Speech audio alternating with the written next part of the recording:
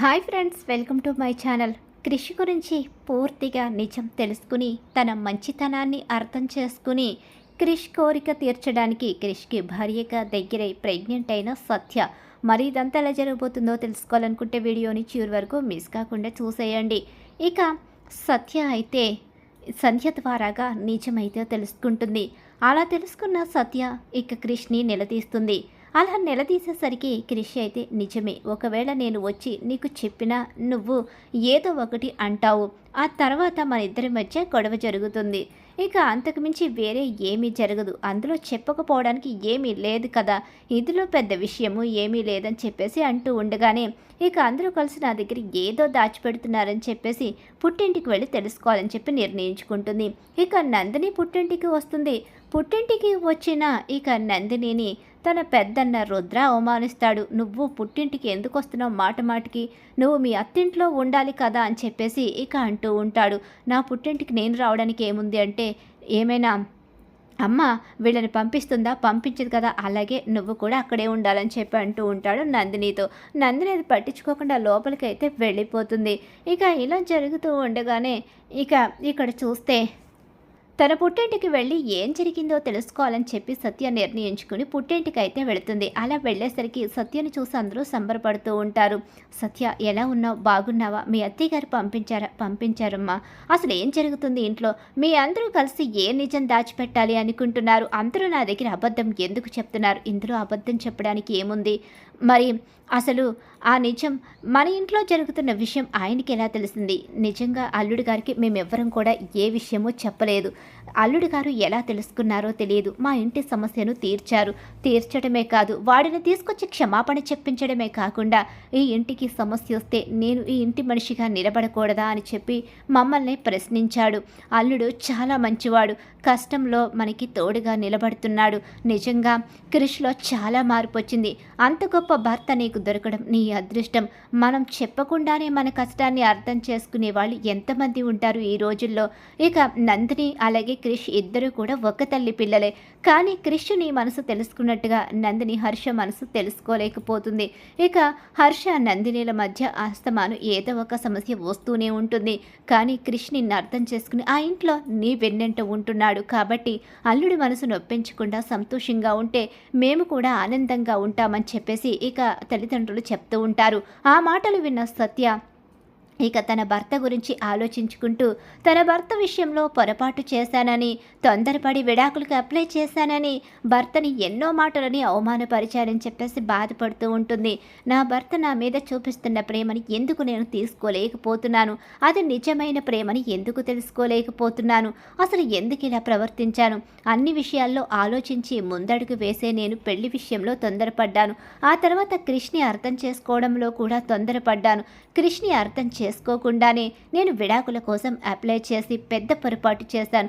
క్రిష్ అక్కడికి చెప్తూనే ఉన్నాడు, అయినా వినిపించుకోలేదు, తన ప్రేమను ఎప్పటికప్పుడు నాకు పరిచయం చేస్తూనే ఉన్నాడు, కానీ తను గతంలో గాయం చేశాడన్న అక్కడే ఆగిపోయాను తప్ప వర్తమానంలోకి రావాలని నేను అనుకోలేకపోయాను. ఇక చాలా చాలా బాధ కలుగుతుంది, క్రిష్కి నా మొహం ఎలా చూపించగలను, ఎన్ని పొరపాట్లు చేసినా నన్ను క్షమిస్తూ ఇంకా నేనే కావాలని కోరుకుంటున్నాడంటే అంత గొప్ప భర్త ఎవరికి దొరుకుతాడు అని చెప్పి ఆలోచించుకుంటూ వస్తూ ఉంటుంది. అలా ఇక ఇంటికి తిరిగి వచ్చేస్తుంది. సత్య అని చెప్పి ఎవరు పలకరించినా పలకకుండా వెళ్ళిపోతుంది. ఏమైంది సత్యకు, ఎందుకు అలా ఉందని చెప్పేసి అనుకుంటూ ఉంటారు. ఇక క్రిష్ వస్తాడు.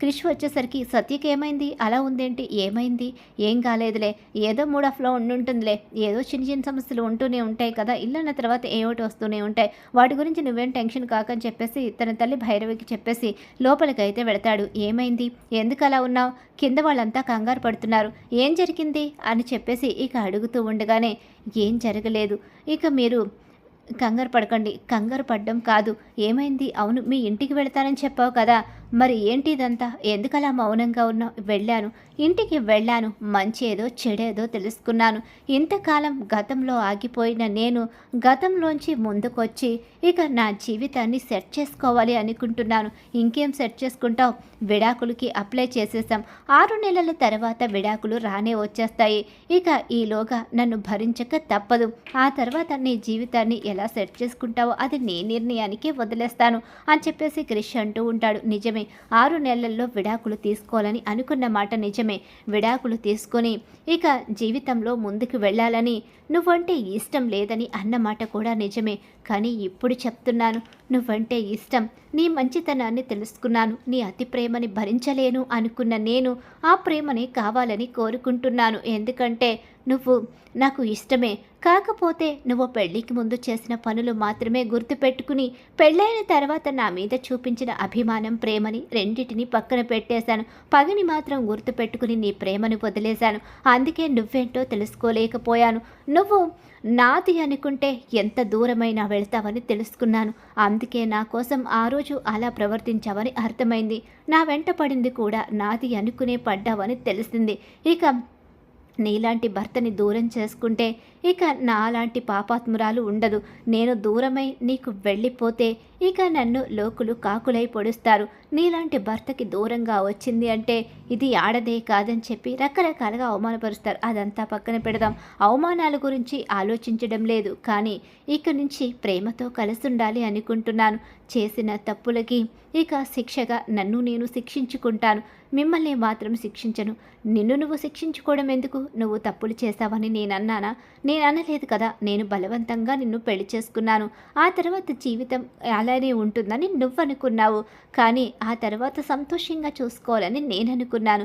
ప్రతి విషయంలో ఇక నీ వెన్నంటే ఉంటూ నీ సమస్యల్లో నీ సంతోషంలో నీకు తోడుగా ఉండాలనుకున్నాను. అది మాత్రమే నేను కోరుకున్నాను అని చెప్పేసి ఇక క్రిష్ అయితే అంటూ ఉంటాడు.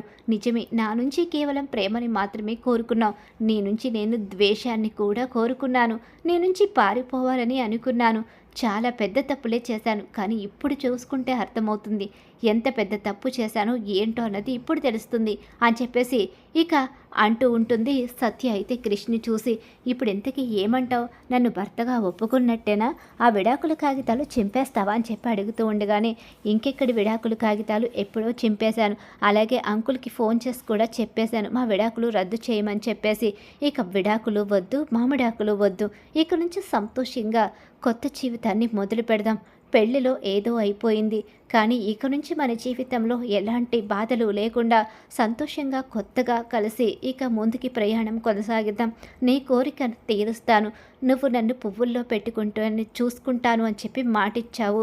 ఎంత పువ్వుల్లో పెట్టి చూసుకుంటావో చూస్తాను కదా అని చెప్పేసి అంటూ ఇక తన కోరికను తీరుస్తానని మాట ఇవ్వడంతో క్రిష్ చాలా సంతోషపడతాడు. అలా క్రిష్ అలాగే సత్యల మధ్య భార్యాభర్తల బంధం అయితే ఏర్పడుతుంది. క్రిష్ సత్య ఇద్దరూ కూడా సంతోషంగా ఒకటవడానికి సిద్ధపడతారు. అలా ఇద్దరూ కూడా ఒకటవడం, వాళ్ళ మధ్య బంధం ఏర్పడడం, వాళ్ళిద్దరూ సంతోషంగా ఉండడం జరుగుతూ ఉంటుంది. రేణుక విషయంలో కాపాడుకుంటూనే తన భర్తతో సంతోషంగా ఉంటూ ఉంటుంది. అలా 3 నెలలు తిరగకుండానే ప్రెగ్నెంట్ అయితే అవుతుంది సత్య ప్రెగ్నెంట్ అని తెలుసుకుని ఇంట్లో అందరూ మరో సంతోషాన్ని ఇక తలకెక్కించుకుంటున్నాం అని చెప్పి సంబరపడుతూ ఉంటారు. మరి రాబోయే కథలో ఖచ్చితంగా ఇలా అయితే జరగబోతుంది. ఇలా జరగాలని చెప్పి ఎవరైతే కోరుకుంటున్నారో వాళ్ళు మా వీడియోని తప్పకుండా లైక్ చేయండి. అలాగే సత్యభామ సీరియల్ అప్కమింగ్ ఎపిసోడ్స్ టీవీలో కన్నా ముందుగా చూడాలనుకుంటే మా ఛానల్ ఇప్పుడే సబ్స్క్రైబ్ చేసుకు పక్కన ఉన్న గంట సింబల్ ఆల్ మీద క్లిక్ చేయండి.